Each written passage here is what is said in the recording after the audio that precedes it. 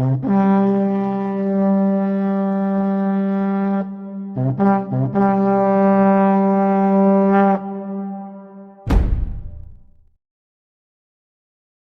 os habíamos prometido, volvemos a Norteamérica de la mano de nuestro amigo José Enrique. ¿Qué tal, José Enrique? Pues buenas, muy buenas, Francisco. Encantado otra vez de estar en tu programa y muchísimas gracias por invitarme. Hoy vamos a hablar de uno de tus libros, ¿no? Fuera de sangre. Lo pueden encontrar los lectores en Amazon, porque este es un libro, digamos, que solo se vende en Amazon. Sí, eso está en autoedición por el servicio de publicaciones de Amazon. O sea, que quiera hacerse con él, pues en Amazon se pide y Amazon lo imprimen y lo mandan. Sí, es un servicio muy bueno y libros de buena calidad. Y sobre todo... Sí, son libros de buena calidad, aunque parezca lo contrario, ¿sí? Hay algunas páginas web por ahí también que lo venden, pero todas se dirigen a Amazon para pedirlo. Sí, y el precio está muy bien, son unos 11 euros, ¿no? Sí, porque es un libro de unas 150 páginas y bueno, lo puse ahí más que nada para contar esta historia que lamentablemente se conoce poco en España, salvo por la gente que ya haya comprado mi libro, porque yo creo que nadie la ha estudiado en profundidad. Yo en algún libro la citan y dicen que cómo acabó, pero no hacen un estudio en profundidad de la misma. Sí, para el que no conozca la historia de Cueras de Sangre, es la expedición de Pedro de Villasur a Nebraska. Sí, a Nebraska, ¿no? Pedro de Villasur, a Nebraska no, en aquel tiempo no existía Nebraska, pero él llega hasta lo que hoy sería el estado de Nebraska, que es prácticamente el centro geográfico de los Estados Unidos. Sí.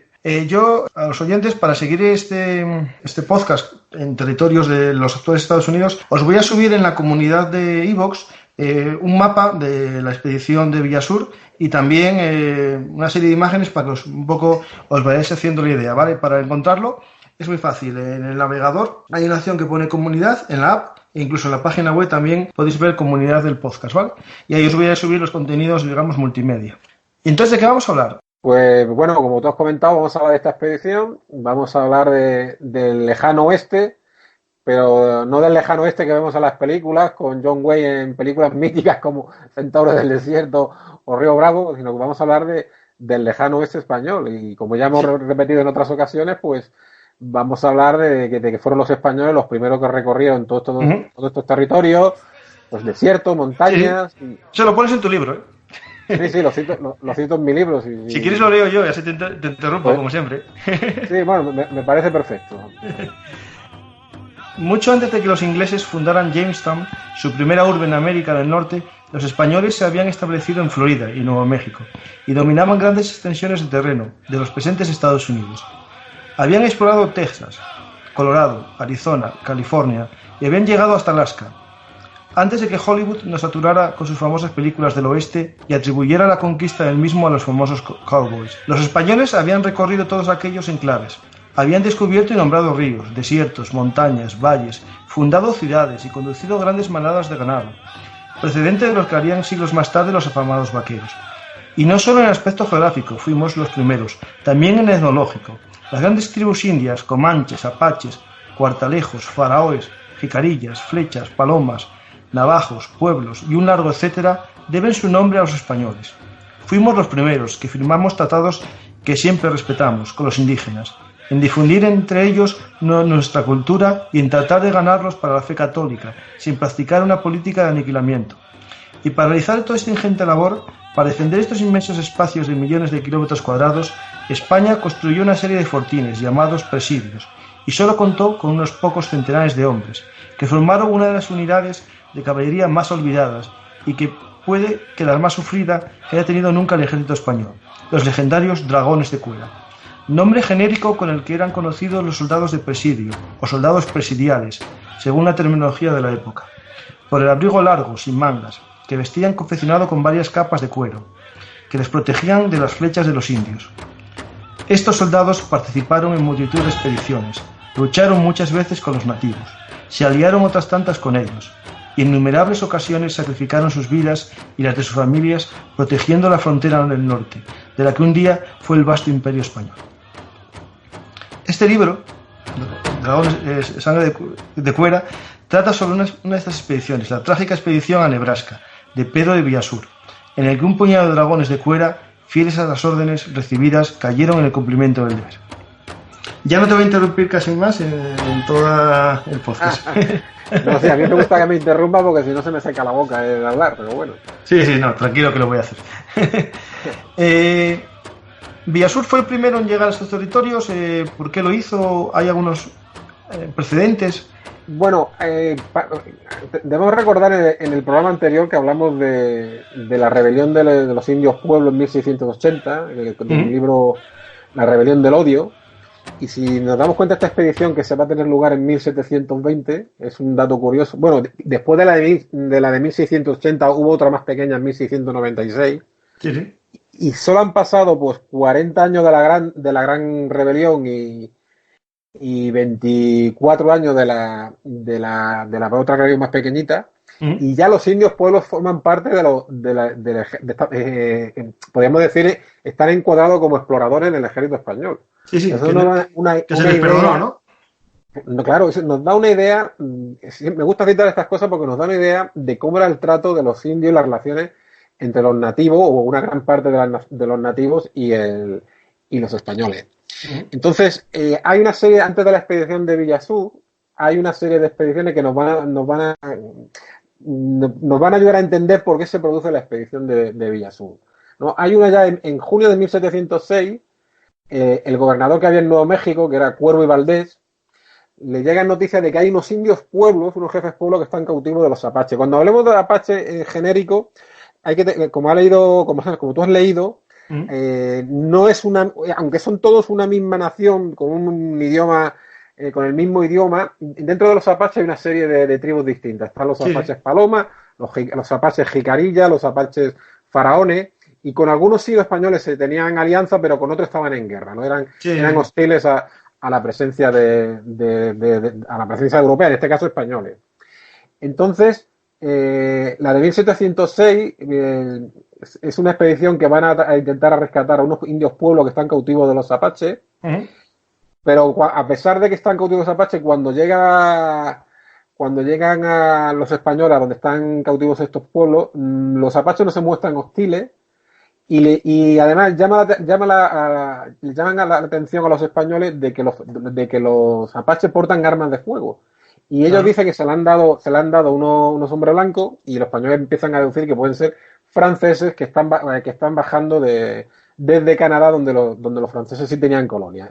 Y se están asentando en lo que es territorio de la corona española, aunque España no lo había ocupado. Claro, en este momento, justo en 1706, en teoría está Felipe V ya en el poder, y se relaciona bien con su abuelo, ¿no? Claro, en 1706 está el rey Felipe V, llegan las Borbones en 1700, y bueno, las relaciones con los franceses eran más o menos buenas todavía, pero claro, en América las cosas podían ser diferentes. Había mucha riqueza y muchos intereses creados. Y estaban a muchos kilómetros de los reyes, y allí las tropas y los jefes podían hacer o tomar decisiones en contra de la política del gobierno o del rey. Pero vamos, ahora mismo son solamente sospechas lo que tienen los españoles. Hay otra expedición importante en 1715 que la manda el capitán Hurtado y la ordena el gobernador Juan Ignacio Flores. Y es una expedición que podemos decir que es una especie de expedición de castigo para perseguir a los apaches, pero en este caso son los apaches faraones. Hurtado no da con ellos, pero bueno, se ve un viajecito de 400 kilómetros, que son muchos kilómetros en un territorio desconocido. Ese territorio se conoce por las apacherías, ¿no? Toda esa zona, ¿no? Sí, sí, sobre todo apachería. Cuando estamos diciendo que se están adentrando las expediciones, tenemos que, si tus oyentes tienen un plano de Estados Unidos, es el norte del Nuevo México, pero el Nuevo México de la época era más grande que el Nuevo México actual. Pero bueno, más o menos. Estos apaches faraones, el nombre evidentemente es un nombre que le dan los españoles, y se lo dan porque creo que llevaban una especie de tocado en la cabeza que a los españoles les recordaba a los antiguos egipcios, ¿no? Por eso les llaman apaches faraones. Todos los nombres se los ponían los españoles. Y con sorna, En 1717 hay un dato importante, que es cuando empieza la guerra de España contra la Cuádruple Alianza. Los españoles en aquella época éramos la gran potencia del momento, todavía era una gran potencia porque somos capaces de declarar la guerra nada menos que a una coalición formada por Francia, el Sacro Imperio Romano Germánico, Gran Bretaña y los Países Bajos. Bajos, sí, sí. Es una guerra que dura 3 años y es lo que ya a España empieza ya a preocuparse por esa posible invasión desde Canadá hacia territorios españoles. Entonces, estando España todavía está en guerra, porque esta guerra va a acabar en febrero de 1720, en 1719 el gobernador, este nombre ya hay que quedarse con él, el gobernador Antonio Valverde y Cosío, él mismo encabeza una operación contra los indios, contra los comanches y los utes. Es una expedición que le ordena al virrey, porque comanches y utes están entrando en territorio español, donde hay poblaciones indias nativas de España, que son aliados de los españoles. Sí, los indios buenos. En la terminología de la época, a los indios aliados se los llamaba indios confederados. Sí. Y los otros eran indios rebeldes, ¿no? Algo así. Sí, indios rebeldes, o no, se les llamaba salvaje, pero no tenía, cuando se les llamaba salvaje, no tenía no era peyorativo. O sea, ellos se les llamaban salvaje para distinguirle de los indios que eran aliados de los españoles. No tenía las connotaciones peyorativas que hoy tiene llamar salvaje a un nativo cuando se le quiere insultar, bueno, o a alguien de otra etnia cuando se le quiere insultar. Sí. No tenía connotaciones peyorativas. Es importante que, bueno, en esta expedición Valverde contacta con una rama de los apaches, que son los apaches Paloma, y estos sí no son hostiles. Y entonces es importante, aquí hay un dato, que es que uno de estos apaches está herido por arma de fuego, y el apache le dice a los españoles que han sido atacados por una nueva etnia que ha aparecido, una nueva tribu, que son los Pawnee. Los españoles les llaman pananas a los Pawnee. El término Pawnee es posterior, o puede que incluso que sea el término anglosajón. Para los españoles eran pananas. Y este indio Apache Paloma tiene una herida de arma de fuego. Dice que se la han hecho unos franceses que iban con los Pawnee. Y además le dice que los franceses están levantando 2 grandes ciudades, pero bueno, me imagino que se refería a que estaban levantando fortines. Sí, 2 fuertes, sí. Sí, dos grandes fuertes. Ellos dicen que es en la confluencia de 2 ríos. Uno de estos ríos sí ya lo conocían los españoles, que lo llamaban el río Jesús y María. Se llama así, río Jesús y María, que es el actual río. Lo voy a decir como se pronuncia, lo voy a leer en español. Es el Plate, o el Plate. Se escribe con 2 T. Plate, tal cual suena, pero con 2 T. Para que se pueda identificar en el plano, ¿no? Entonces, Valverde es el gobernador de Nuevo México, por encima del está el virrey, que está en Ciudad de México, evidentemente, y el 30 de noviembre escribe al virrey informándole de esta circunstancia, ¿no? Entonces, el enero de 1720 es el virrey el que responde a Valverde ante esta circunstancia de que es posible que los franceses puedan bajar desde el norte hacia el sur, y le dice en la carta le dice que levante un presidio en una región, en una zona que se llama El Cuartelejo, que se desconoce dónde es. En la actualidad no se conoce la ubicación exacta del Cuartelejo, y de ello hablaremos después. Vale, una cosa para los oyentes, José Enrique, que a lo mejor muchos no escucharon el podcast de Belungarti sobre los dragones de Cuera. Un presidio no es una cárcel, es un fuerte, porque ese día es el fuerte del oeste. Sí, es importante aclararlo. O sea, cuando hablamos de presidio estamos hablando de fortín. Bueno, esta zona que se llama el Cuartelejo, que además es una zona habitada también por nativos o indios hostiles a la presencia española, se cree que estaría a unos 550 kilómetros al norte de Santa Fe. No se conoce la ubicación exacta, de ello hablaremos ahora, pero no le hace a Valverde que convoca una junta de guerra de sus oficiales para ver qué le parece esto de montar. Yo lo cuento en el libro. ¿Qué le parece esto de crear un fortín? Y a los oficiales españoles dice que eso es un suicidio. No, sobre todo para el oficial que le tocase. Sí, porque además, imagínate, ¿no? Además, quiero recordar, aquí me parece que que montase un fortín con 25 dragones de cuera. Tú fíjate el valor que le echaba este personal, mandar a 25 soldados con un oficial a 550 kilómetros de la ciudad más al norte prácticamente habitada por europeos. En medio de la nada, móntate allí un fortín, ¿no? Y eran más o menos los presidios, los fortines de los dragones de cuera, como mucho eran 50, 60, no mucho más normalmente, ¿no? Bueno, quiero recordar que concretamente para que montasen esto, Valverde dice que mande a 25, nada más. Y además, y que esto es un dato muy importante que conviene que tus oyentes lo recuerden por lo que va a ocurrir al final cuando ya hablemos de lo que pasa después de la expedición, que es que le dice que, bueno, que él vaya en una expedición a investigar si es verdad eso de que hay franceses en la zona la confluencia de estos dos ríos, y le dice que la expedición o la puede mandar él directamente o designar a alguien para que la mande. Este dato es importantísimo, ya veremos por qué. Que el virrey le dice a Valverde, que es el gobernador, Valverde y Cosío, le dice que él mande la expedición para investigar si es verdad que es franceses o que designe a alguien para que vaya. Entonces, Valverde le contesta a este dato de que monte el fortín en el cuartelejo, el presidio en el cuartelejo y lo de la expedición, y le dice que le escribe una carta el 15 de junio que es mejor levantar el presidio en la Jicarilla, que es una zona que sí hay indios que son aliados o confederados, como ellos se llamaban en la época de los españoles, a unos 200 kilómetros, y que no se manden a 25, que se mande por lo menos a 50 dragones, ¿no? Sí, claro. Y además le dice que 2 días después 2 días más tarde, que sería el 17 de junio, aunque no está muy claro que la expedición partiera ese día, le dice que una expedición al mando de su segundo en la gobernación de Nuevo México, que es Pedro de Villasur, es el que va a mandar esta expedición. Sí.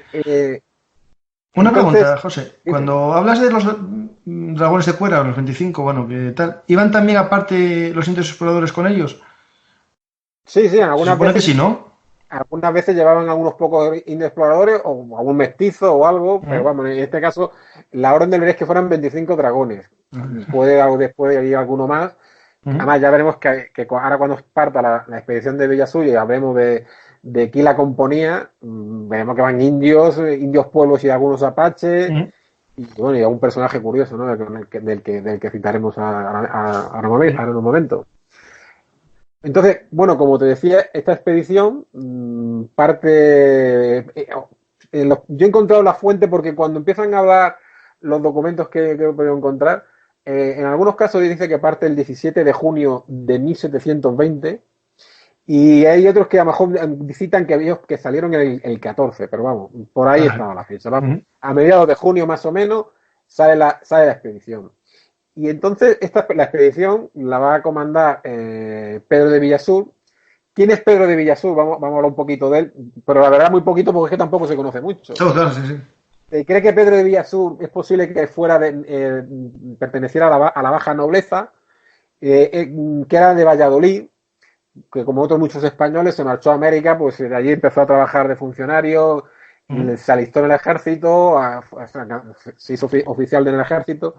Y aunque él como segundo, ya que también lo comentamos en el anterior programa, como segundo autoridad más importante de Nuevo México, detrás del gobernador, su cargo supondría que tendría el título o empleo militar mientras fuese el segundo gobernador de Nuevo México de teniente general, es posible que su verdadero grado militar fuera teniente coronel, pero no se sabe mucho de lo que sí se sabe que era un hombre, porque además está así, lo cuenta la crónica, ¿no? Que cuando empieza la expedición se lleva cubiertos de plata y platos de plata para comer, ¿no? Era un hombre que vestía muy elegante y demás. Un caballero, claro. Era, claro, bueno, un personaje de la época de la baja nobleza, bueno. Pero era un hombre que había ocupado muchos puestos de la administración, que lo había hecho muy bien, pero que no tenía experiencia de combate. Y esto es un dato importante. Era un hombre que no tenía experiencia de combate. La expedición la componen 42 dragones de cuera entre oficiales y tropas. Si quieres podemos hablar un poquito de cómo era cómo vestían y demás. Sí. Que creo que, cosa, José, para todos, si queréis podéis escuchar en los podcasts, en el listado de podcasts, tengo yo uno de metralla de historia que habla sobre los dragones de cuera para profundizar más sobre la evolución de los uniformes y todo. Pero, ¿qué es un dragón de cuera? ¿Por qué se llama dragón y por qué de cuera? Estos dragones de cuera, en realidad, su nombre inicial eran los soldados presidiales. Uh-huh. Es decir, los soldados que servían en los presidios, en estos fortines que hemos hablado. Su origen está posiblemente pues cuando empieza España a ver qué necesita para proteger la frontera norte del virreinado de Nueva España, empieza a crear fortines, empieza a destinar a soldados. Y de estos soldados que se llaman presidiales, se dan cuenta, porque lo ven en los indios, que los indios llevan unas protecciones de cuero, que están confeccionadas con varias capas de cuero, que pueden ser de ciervo o de bisonte, como lo llamamos el búfalo nosotros, que es el bisonte americano. Sí. Y son de varias capas de cuero porque cuando se clava una flecha no le llega a la piel, se queda clavada en ese cuero. Entonces, ellos copian esta indumentaria y para protegerse se la ponen también de estos soldados y como eran dragones, ya recordamos que en aquella época la caballería sí estaban los dragones, los húsares y los cazadores a caballo. Y como llevaban esta ropa, copian esta indumentaria de los nativos, pues se le empieza a llamar dragones de cuera. Y de hecho, incluso en la documentación de la época se les llama así, soldados de cuera. O sea, que no es una terminología contemporánea, actual, eso es de la época. O sea, en la época se llamaba ya soldados de cuera. Porque se vestían un estilo. Sí, dime. No, y que muchos. Dragón significa que es una unidad que se transporta a caballo, pero lucha a pie. Sí, son. Bueno, es que sí, como si empezamos a profundizar. Digo, pues acaso ya que no. No, vamos a perder, Pues no quería extenderme mucho, citar lo que eran. Y además, todavía. Bueno, cuando hablamos en el anterior programa de Vargas y demás, pues esos primeros soldados que van con él, que son como parecidos a los tercios, con allá un tanto arreglada la ropa y demás, pues esos son el origen de estos dragones. Aquí todavía no se había creado el reglamento, pero ya vestían todos con chaquetillas, sobre todo porque me imagino que era con la llegada de los Borbones, pues empiezan ya a vestir con una chaquetilla azul. Una chaquetilla azul, pero no todos, porque algunos todavía tenían la chaquetilla de color encarnada, que es el color rojo. Pero la mayoría ya vestía azul. Y llevaban un sombrero de ala ancha, parecido al sombrero cordobés actual, no tan rígido. Era el típico sombrero que se utilizaba en la época en Andalucía y bueno, que hoy forma parte de nuestra cultura popular. Y bueno, llevaban una espada curva con cazoleta, llevaban unos mosquetes, que era, sobre todo llevaban un modelo que se llamaba el modelo de culatín catalán, que el culatín es un poco, hace una especie de arco, y sobre todo otra cosa que les caracterizaba mucho a estos dragones de cuera era el escudo, que era la adarga. La adarga, si tus oyentes no saben lo que es un escudo que tiene forma acorazonada y es un escudo que introdujeron los árabes en España cuando invadieron España y lo copiaron los cristianos y bueno, y se utilizaba en el ejército y allí en América para protegerse, claro, de las flechas y de los disparos de lanzas y demás de los nativos. Era de cuero, ¿no? Sí, estaba también la adarga estaba confeccionada de cuero también. Y después una cosa, José Enrique, usaban también, es algo que es interesante, en tus libros que leí y tal, y en otros, que no renunciaron al uso del arco, ¿no? Porque en algunos casos era más eficaz, ¿no? Que la escopeta. El arco, bueno, yo el arco no he encontrado, es posible que alguno lo utilizara, pero sí, lo que sí utilizaban llevaban lanza. Llevaban lanza, otros también llevaban el mosquete, y llevaban la lanza y la adarga porque a veces cargaban con la lanza, que claro, eran como una unidad de lanceros también, ¿no? Sí, que no eran unos dragones exactamente, eran una mezcla de supervivencia. Sí, una mezcla, eran eso, tenían que utilizar, porque claro, una vez que lo de siempre, una vez que disparabas con el mosquete, pues el tiempo que tardas en cargarte te pueden caer unas cuantas flechas encima. Entonces, claro, llevaban espadas, llevaban una pequeña daga, iban relativamente bien armados. Entonces, bueno, como hemos dicho, iban 42 dragones de cuera entre oficiales y tropas, aparte de Pedro de Villasur.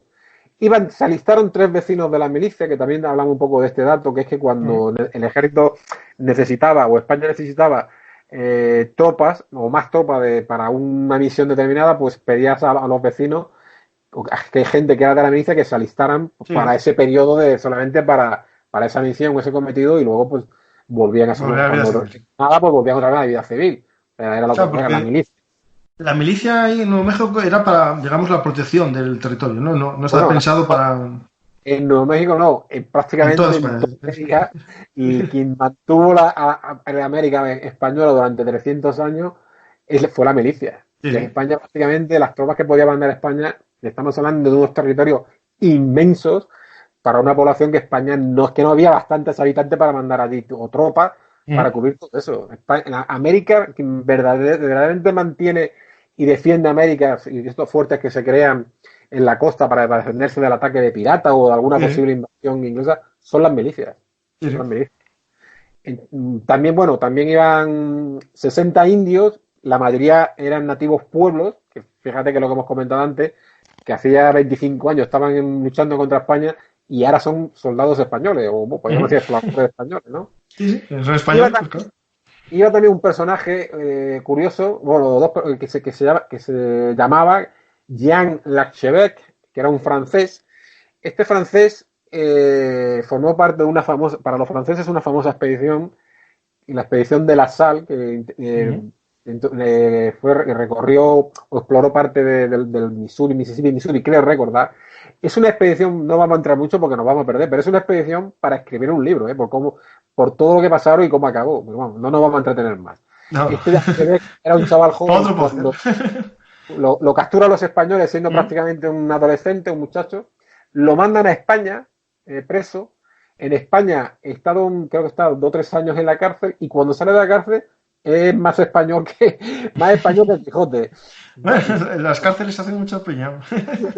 Se convierte en un español de verdad, vuelve a América Ujú. y él sirve como en el ejército también casi como milicia. No, no estaba englobado como soldado, pero era como un capitán también. Tenía grado de capitán como de las milicias. Y se lo llevan para utilizarlo de intérprete, porque claro, era francés, sabía francés.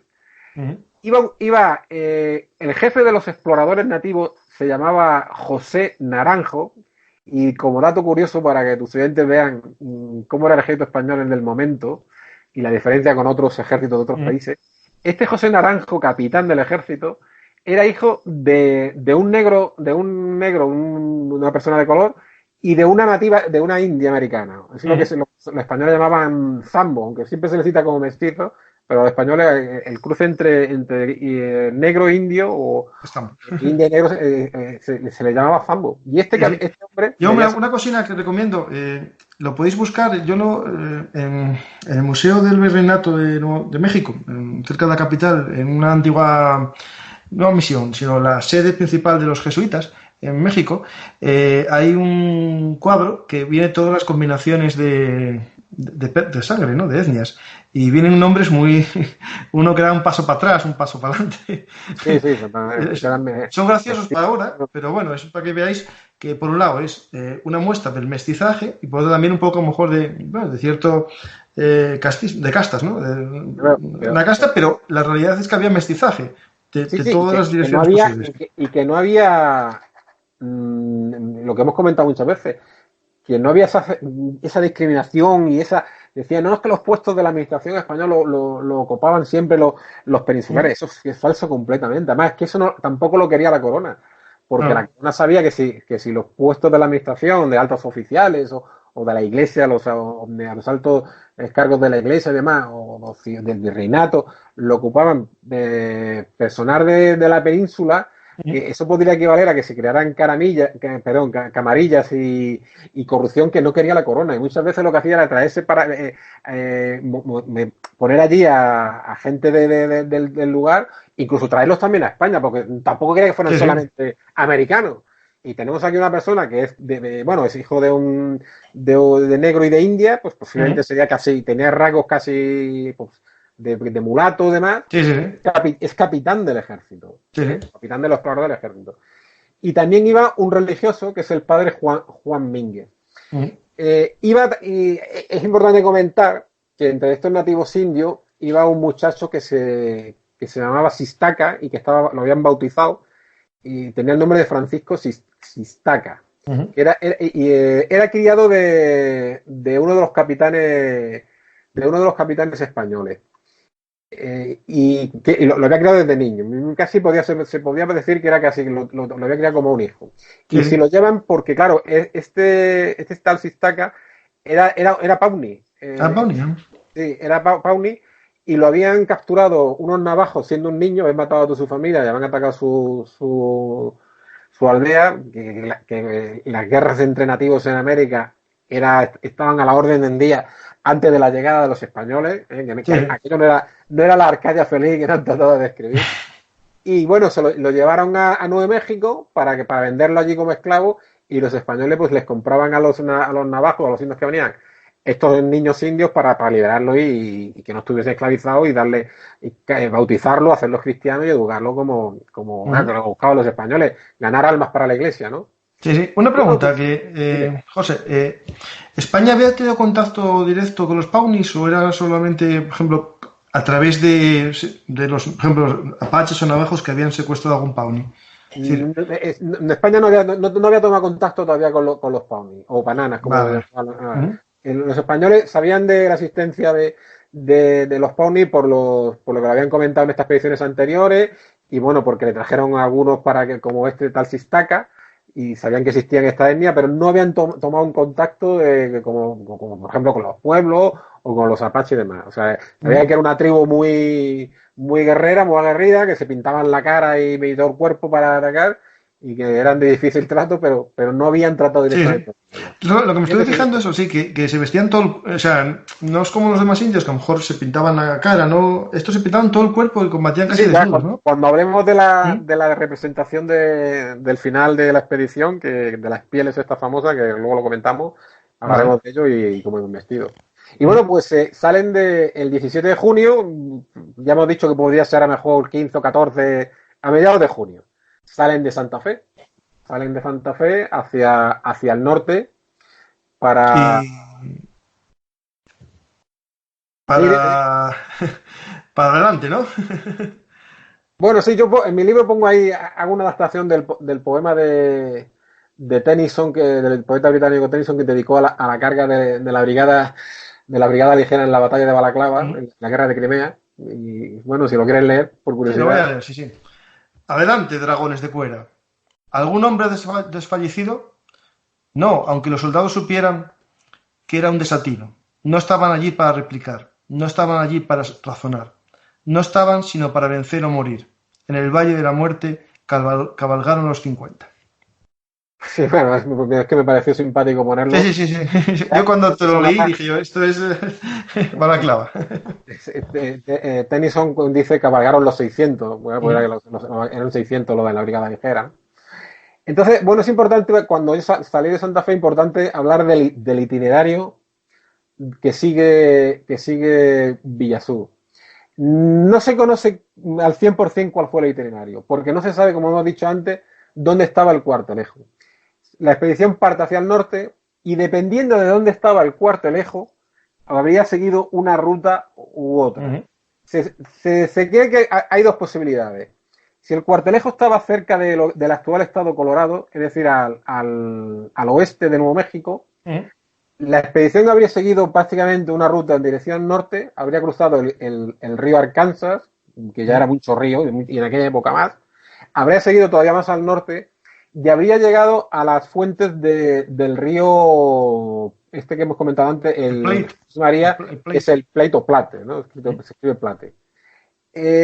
Habría cruzado el río Plate, habría llegado a otro ramal de la fuente mm. del Plate en la Rocosa, y por ahí más o menos es donde bueno, ocurrirían los hechos que vamos a contar a continuación. Ah, una cosa importante, a lo mejor para los oyentes, hay que aclararlo. Estos ríos son todos afluentes del Missouri, ¿no? Pues creo Sí, que sí, sí, el sí, río sí, frente sí, del sí. Missouri, pero ahora me has pillado, ¿eh? Sí, sí, sí, sí, sí, del Missouri, sí, sí. Creo No que es digo para esa. que se sitúe, sí, sí. Sí, el río Play, no, es que es verdad es que no lo hemos dicho. El río Play nace en la Rocosa y Mm, va desde del oeste hacia el este. mm. Y desemboca en Prácticamente, Missouri. prácticamente hasta donde tienen lugar estos hechos, lo que va a ocurrir con esta expedición, es casi una línea recta. ¿Eh? Mm, Y bueno, lo que te comentaba, si el cuartelejo estaba más hacia el este de los Estados Unidos, es decir, lo que hoy sería el estado de Kansas, más o menos. Él habría partido un poco hacia el norte, habría cruzado el Arkansas, se habría ido en dirección noreste durante un trozo bastante grande y luego habían vuelto hacia el norte. Se habrían encontrado otra vez el río Plate, pero habrían cruzarían el río y a continuación se iban a encontrar un nuevo río, porque ya no estamos hablando, es decir, esta zona de cruce estaría a unos 200 kilómetros al este de la anterior posibilidad, una distancia bastante grande, y el segundo río que tendrían que haber cruzado los españoles es el actual río, se escribe Loup, tal cual suena L-O-P, que sería el Loop. En algunos sitios también le llaman el río Lobo, pero vamos, si vieran un mapa de los Estados Unidos, es el río Loop. Sí, sí. Entonces, en la comunidad les voy a poner un mapa que más o menos viene a explicar todo esto. pues mejor porque así se puede entender bastante. Pero vamos, lo explico un poco, me enrollo un poco porque si ahora mismo hay algún oyente ¿Que va en coche? que lo está escuchando en el coche o cuando está por la noche en la cama escuchando los podcasts, para que se vaya haciendo una idea. Es casi, la ruta más probable es esta segunda. Es casi seguro, prácticamente casi, no te voy a decir que al 100%, pero la mayoría de los historiadores creen que siguió esta ruta. Que él llega al río Plate, va a cruzar el río Plate y se va a encontrar una fuente del Plate, que es el actual río Loup, y que los españoles no conocían. Sí conocían la existencia del Plate, que le llamaban el Jesús y María, pero este segundo río los españoles no lo conocían. Pero bueno, ahora lo explicaremos. Entonces, la expedición se recorre nada menos que 1.300 kilómetros en 2 meses por territorios prácticamente desconocidos, Sí, sí. y llegan el 6 de agosto al Plate, que es el que los españoles llaman el Jesús y María. Entonces, el 6 de agosto los españoles están en la orilla sur del Plate. Imaginémonos, es como si, por ejemplo, para que tus oyentes nos puedan entender si no tienen el plano delante, si hacemos el símbolo de la victoria con los dedos índice y corazón y apuntamos la mano, viendo el reverso de la mano, apuntamos la parte abierta de la V hacia la izquierda, que sería el oeste, pues el dedo índice sería el Plate y el dedo corazón sería el Loop. ¿De acuerdo? Entonces los españoles el día 6 de agosto llegan a la ribera sur del río Plate, llamado por los españoles Jesús y María. Entonces, ¿qué es lo que va a ocurrir? Bueno, lo que ocurre entre el 6 de agosto y el 10 de agosto se sabe porque se han conservado, que yo no las... Bueno, ahora explicaremos la curiosidad del diario. En la expedición va un cabo que se llama Pedro Tamariz, es el cronista de la expedición, es el encargado de levantar diariamente lo que se va haciendo, porque todas las expediciones españolas, y se conservan actualmente la mayoría de estos informes, Sí, sí. y en alguno de mis libros yo lo incluyo, llevaban un diario de lo que se hacía cada día. Tal día, Este diario, el diario de este cabo es el oficial, ¿no? Este es el diario, efectivamente, el oficial, pero ahora comentamos qué pasó con el diario. Solamente se encontraron unas páginas de lo que ocurrió entre el día 6 de agosto y 10 de agosto. Lo que ocurre después del 10 de agosto se sabe por las declaraciones de los supervivientes cuando volvieron a Santa Fe. Entonces, vamos a comentar qué es lo que ocurre entre el 6 de agosto y el 10 de agosto, bueno, y hasta el 14 de agosto, que es el ataque, y una parte por el diario y otro por las declaraciones. El 6 de agosto los españoles llegan, como hemos dicho, a la ribera sur del Plate, es que los españoles llaman Jesús y María. Y entonces Villasur convoca a su junta de guerra, consejo de oficiales, no solo de oficiales, también asisten a los milicianos, incluso asiste un cabo que supongo que era el representante de la tropa. Imagínate ya cómo se tomaban las decisiones, ¿no? Sí, sí. Y les pregunta si es mejor esperar noticias de enviar al virrey un correo y esperar a ver qué quería el virrey que hicieran, o seguir avanzando e intentar contactar con los Pawnee, que era su misión, para saber si es verdad que había franceses o no había franceses, Sí. ¿no? Entonces, la decisión que se toma es seguir avanzando porque es su misión, y entonces tienen que cruzar el río. El Play, evidentemente, como hemos dicho, igual para Arkansas, era un río bastante profundo y ancho. Sí, sí, Y sí, además de buena pinta el río. tenía, como comentan los supervivientes, había bancos de arena que podía poner en peligro al cruzar el río con balsas o canoas, si es que llamaban canoa o canoa de circunstancia, ¿no? Y además empiezan a cruzar el río el 6 de agosto. No les da tiempo a cruzar a toda la expedición, de manera que esa noche una parte de la expedición duerme en la orilla sur del Plate, que ya hemos dicho que circula de este a oeste, y otra parte de las que han conseguido cruzar ese día levantan el campamento ya en la orilla norte, ¿no? Al día siguiente, 7 de agosto, se pegan todo el día terminando de cruzar la expedición, y ahí hasta el día 8 de agosto no se levanta ya en el campamento toda la expedición en la ribera norte para seguir el camino en dirección noreste, ¿no? Entonces, cuando crucen el 8 de agosto, este famoso Sistaca, este sirviente del capitán español que se llamaba Cristóbal de la Serna, él decía que ya recordaba que él vivía por aquella región, que esa región él más o menos la conoce, porque es un Pawnee. Es un chico que de niño lo raptaron, lo llevaron a Nuevo México y lo vendieron allí, pero él ya empieza a recordar la zona. Dice que todo aquello, ese paisaje, a él le suena.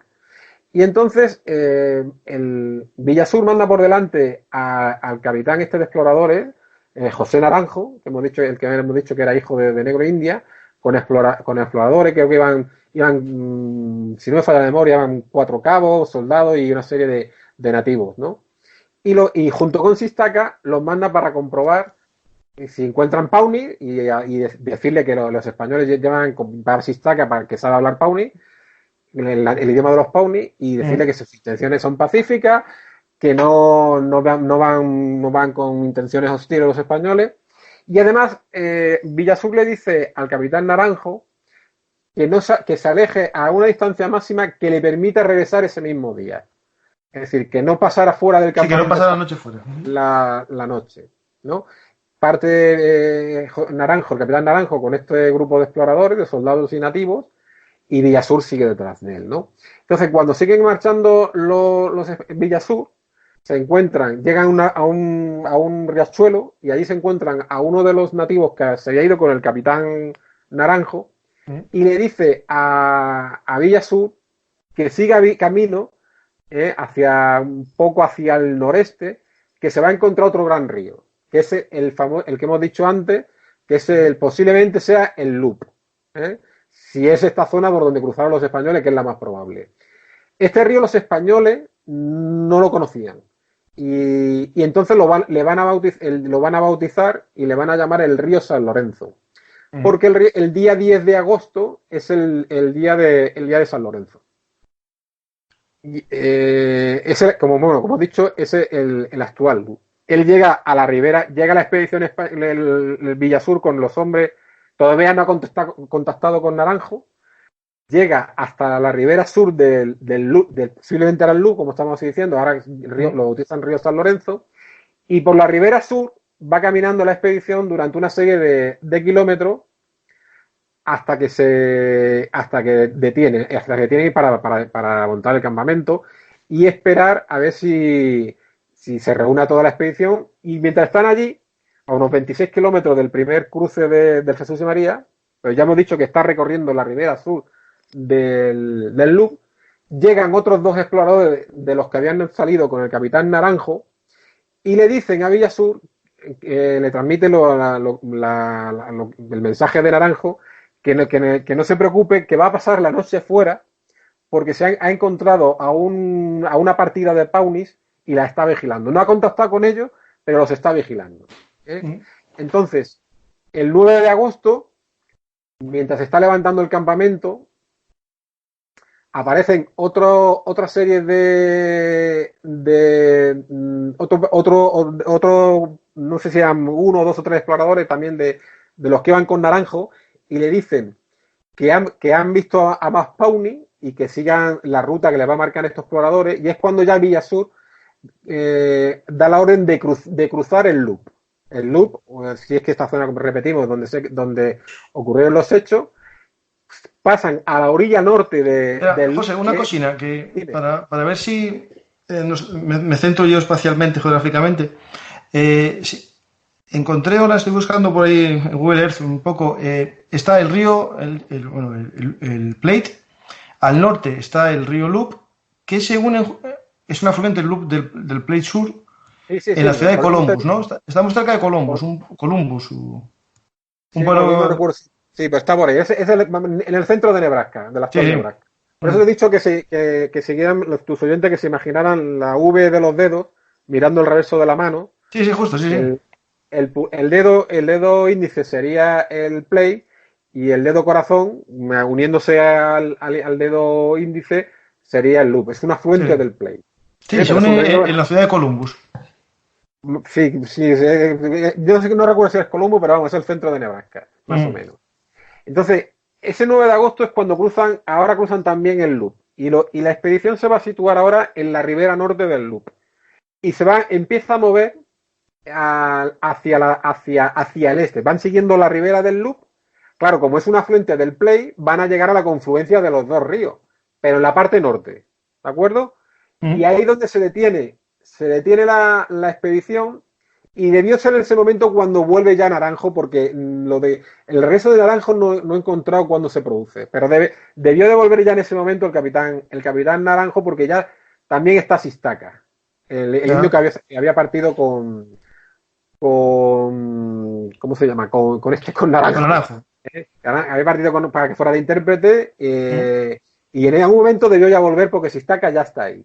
Entonces el 9 de agosto, como hemos dicho, llegan a la confluencia y entonces en ese momento Villasur le dice, quiere enviar a Sistaca a intentar contactar con los Pawnee porque dice, Villasur recibe los informes, supongo que debió ser de Naranjo, que no habían contactado con esta partida de Pawnee, pero que habían descubierto un poblado Pawnee. Esta partida Pawnee está un poco enrevesado la historia en el diario, pero parece que se le debió marchar la partida y siguieron detrás de ella hasta que se encontraron con el poblado Pawnee. Y entonces Villasur decide mandar a Sistaca para que contacte ya con esta tribu de Pawnee. Le dice que le van a acompañar 2 soldados, pero Sistaca no dice que no. Le dice que no porque no se fía cree que si va con 2 soldados, los Pawnee del poblado van a pensar que vienen con intenciones hostiles, y entonces le dice que él prefiere ir solo. Y Sistaca se marcha y por la tarde regresa a todo galope.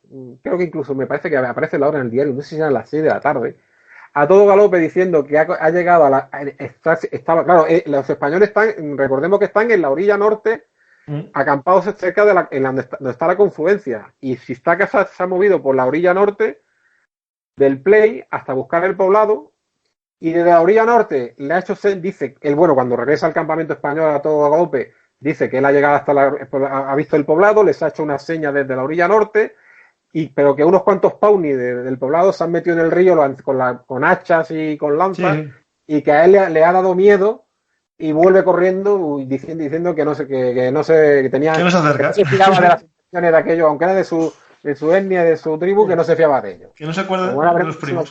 Es una historia un tanto extraña, ya vemos por qué.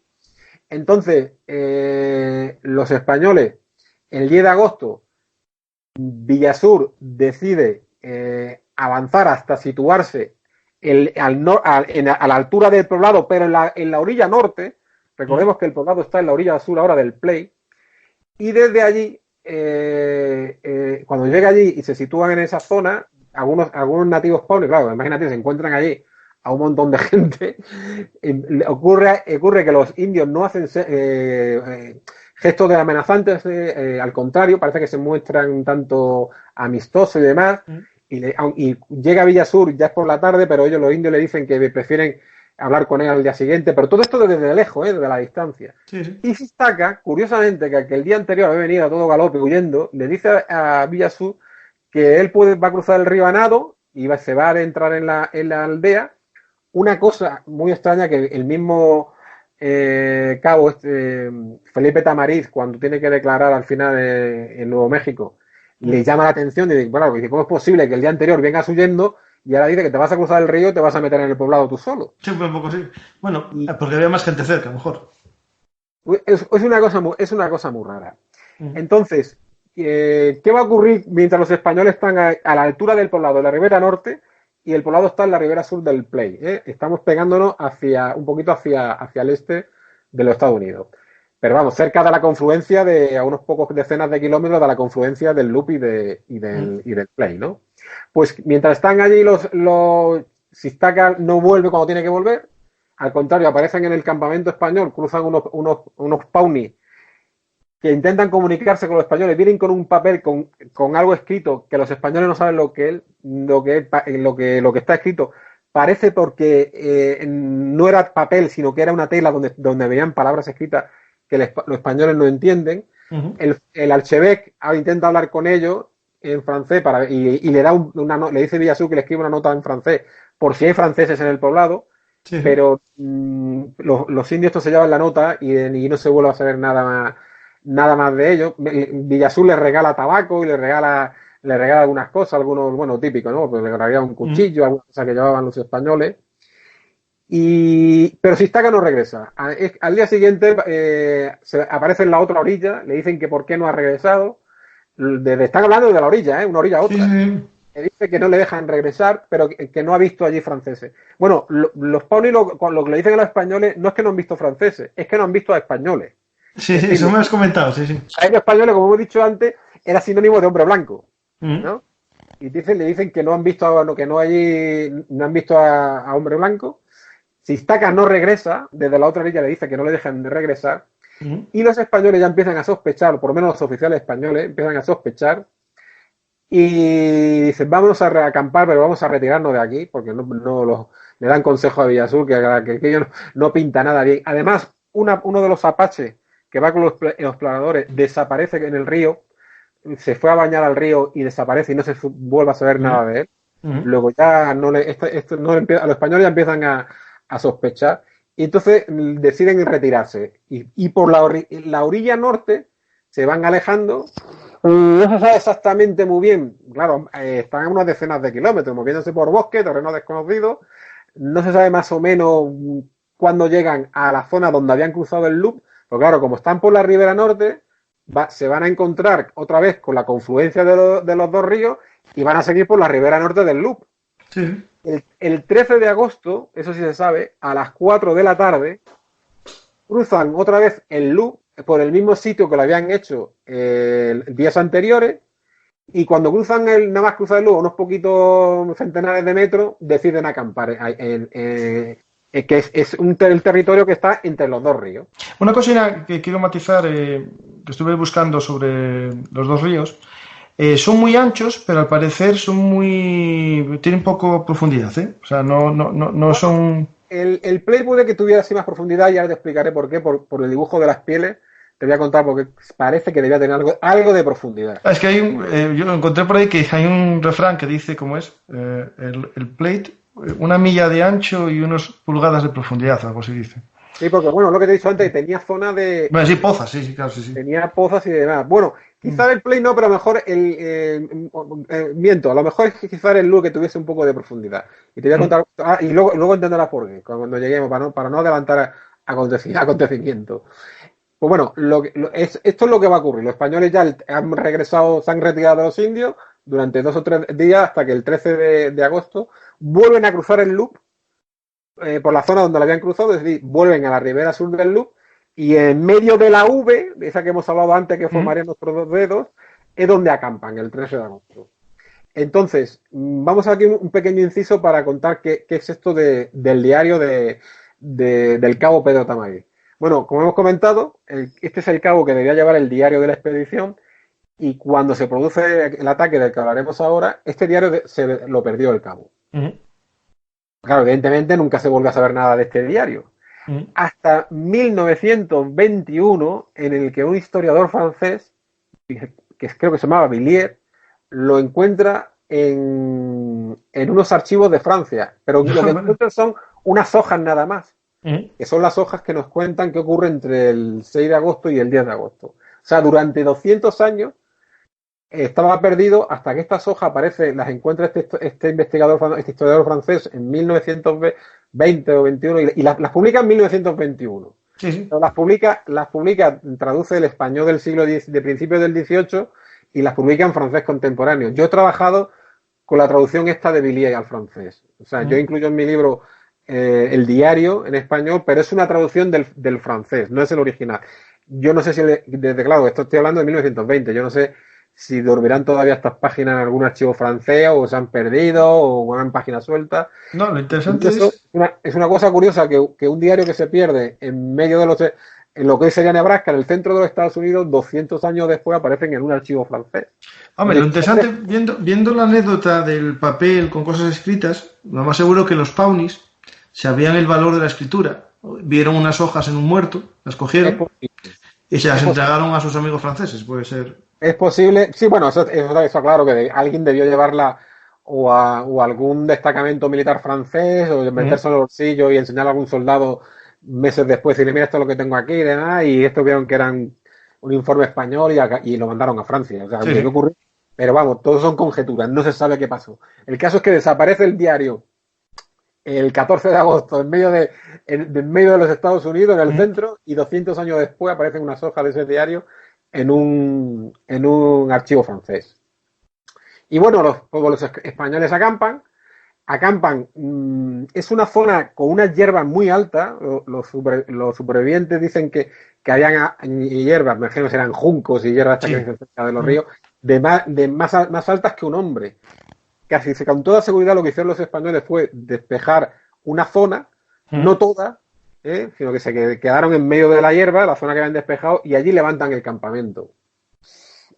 Entonces, ¿qué es lo que hacen los españoles para levantar el campamento? Pues montan una zona donde se instalan los españoles y a unas decenas, quizás 100, 200 metros, 150 metros, los nativos pueblos levantan su campamento. No me preguntes por qué los hacen separados, si era por costumbre, el estilo, la orden, y además cerca del campamento donde levantan los nativos pueblos, no debe estar muy lejos, en verdad, quizás por lo que va a ocurrir, pero donde están los nativos pueblos es donde también están los caballos. Los caballos se amarran allí y allí junto a los nativos pueblos habrá también estará el cabo precisamente Felipe Tamarí, está de ese cabo, hay un cabo también que se llama Griego, de apellido, se llama Griego de apellido. Y los españoles, alejados, bueno, hemos dicho que en una parte del campamento, y deciden pasar la noche. Levantan algunas tiendas y además, alrededor de lo que es donde van a dormir los españoles, colocan las sillas de montar, la silla de montar como casi haciendo un círculo, y en el centro van a dormir los españoles. Villasur dice que monten la guardia, aunque hay un jefe de guardia europeo, dice que la guardia la monten los nativos pueblos, que yo creo que eso es un grave error, porque es más que probable que los nativos pueblos se quedaran dormidos después de tanto cansancio y tanta tensión. Sí, tendría que ser todos un poco. Y bueno, entonces ya hemos dicho que es un terreno que hay mucha hierba, que los españoles se sitúan en el centro de esa hierba y no despejan toda la hierba, otro gravísimo error. Ni una zona de tiro ni nada, ¿no? O sea... Nada. O sea, seguramente entre la hierba más alta y la zona despejada y donde dormía algún dragón de cuera, debían, imagínate, 5 metros, 8 metros, 9 metros. O sea, es una locura. Pero bueno, los españoles tampoco pensaban que les pudieran, ya se habían alejado decenas de kilómetros del campamento nativo y los nativos no tenían caballos, o sea que no sospechaban nada. Gravísimo error. Esa es pasa la noche del 13 de agosto. Durante la noche se escuchan un ladrido de un perro y hay dos versiones de la historia del perro y chapoteo en un río. Hay una versión que dice la de Valverde. Bueno, Valverde no está aquí, se ha quedado en Santa Fe, pero él habla cuando vuelven los supervivientes, habla con ellos. Valverde le dice que el cabo de la guardia informa al capitán, a uno de los capitanes que se llama Holguín, y el capitán le dice al cabo que eso es por culpa de que está nervioso y que tiene miedo. Sí, Eso es lo que cuenta Valverde. O sea, en pleno territorio enemigo no hace caso de un ruido, ¿no? Sí, hay otra versión que la cuenta un tal capitán Martínez, que tampoco ha estado aquí y que no se lleva nada bien con Valverde, y que y también habla con los supervivientes. Martínez, que escribe a la autoridad que, bueno, cuando se va a abrir el juicio y demás, del que luego lo haremos, Valverde, dice que el cabo no informa a Holguín, sino que informa directamente perdón, se lo dice a uno de los oficiales, y este oficial se lo dice a Pedro de Villasur. Y es Villasur el que le dice a este capitán, que le informa del ladrido del perro y del chapoteo en el río, que es que tiene miedo. Yo esta versión la dudo. No me creo yo que Villasur, delante de testigo, le diga a un capitán español que es que tiene miedo. No lo creo. En el siglo XVIII. O sea, me cuesta muchísimo creerlo, porque te sacaban la espada en una ofensa contra mi honor. Yo veo más factible un capitán a un cabo que un teniente coronel a un capitán. Pero además que son dos versiones de dos personas que no han estado allí. Sí, sí. Son dos versiones de dos personas que han hablado con los supervivientes. O sea, que te lo cuento porque hay esas dos versiones, pero bueno, que alguien escuchó algo durante la noche, pero no se toman ninguna medida especial. Sí. Entonces, al amanecer, cuando los españoles ya se están levantando, están medio dormidos, están entumecidos por el rocío, imagínate el rocío que debió caer allí, el rocío, es cuando se produce el ataque. Salen allí gritando los paunis, y hay tiros, y bueno, ya en la primera andanada es posible que ya cayeran españoles, y es posible que entre los primeros caídos esté Villasur, casi con toda seguridad. Entre los primeros que mueren está Villasur. Entonces los supervivientes forman en círculo, hacen un círculo de espalda contra espalda, para que tus oyentes no se entiendan, que eso lo hemos visto en muchas películas, y ahí se defienden por casi hasta el último hombre. Los indios empiezan a atacar allí flechas y tal, reciben disparos, y de esto vamos a hablar luego también, cuando hablemos ahora de la representación del dibujo que se conserva de este ataque.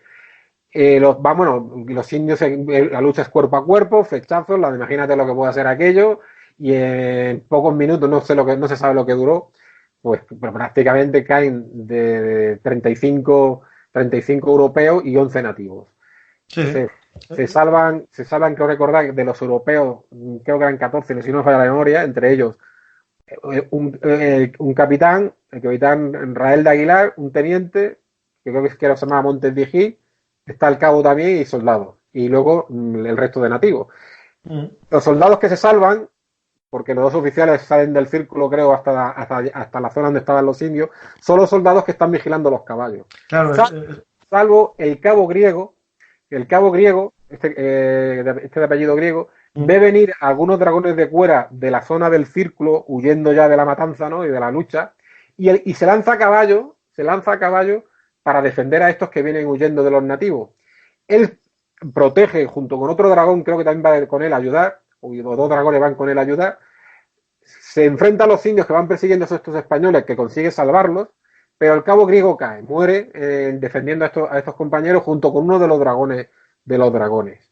Y el resto de dragones, pues claro, el cabo y estos oficiales heridos, que estaban heridos los oficiales, y los nativos, pues vuelven, se marchan muere también, muere el archiduque, el intérprete francés que hemos dicho, muere Villasur, como hemos comentado, muere el capitán José Naranjo, otros oficiales, muere el sacerdote también, el padre Mínguez también muere, y el resto se vuelven a Nuevo México. El recorrido escaparon los que estaban más cerca de los caballos, supuestamente. Efectivamente, se escapan la mayoría de los nativos indios, salvo 11, y los soldados que estaban vigilando los caballos salvo, como he comentado, el cabo, y algunos de los que venían de la matanza del círculo, que claro, ya estaban arrasados. Sí, escaparon a pelo, porque las sillas de montar estaban en el fuego. Tenían los caballos cerca, se pudieron escapar a caballo. De hecho, el recorrido para ir para allá tardaron 2 meses, iban cargados las mulas y todo el transporte y demás, y estos volvieron a todo caballo porque no llegaba al mes lo que tardaron en regresar.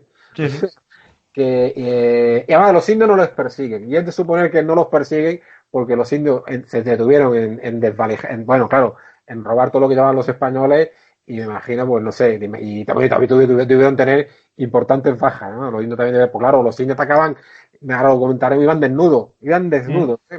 Con flechas indias y demás, y bueno, y hay alguien que disparó. Y ahora veremos por qué lo de que alguien disparó. Bueno, lo primero que dice Valverde cuando se le va a juzgar, que también hablaremos del juicio, o bueno, ya lo comentamos, él dice para defender que había franceses allí, porque claro, a él le dicen que han habido tiros. Y él dice que había allí, que eran franceses, y además les llama hugonotes heréticos. ¿Sabes? Los hugonotes son los protestantes que siguen a Calvino, que se les llamaba hugonote en la época. Bueno, no está muy claro por qué se llamaba hugonote, si era por Hugo de Besançon, que era uno de sus líderes, creo que protestante, pero bueno, no me voy a meter en este lío. Él les dice que eran hugonotes heréticos, es decir, que eran protestantes franceses que han atacado. Pero nadie, ninguno de los supervivientes dice que yo he visto a un soldado francés. Eso no lo dice ninguno. Y además, oyen disparos, nada más. Sí, y te digo por qué oyen disparos.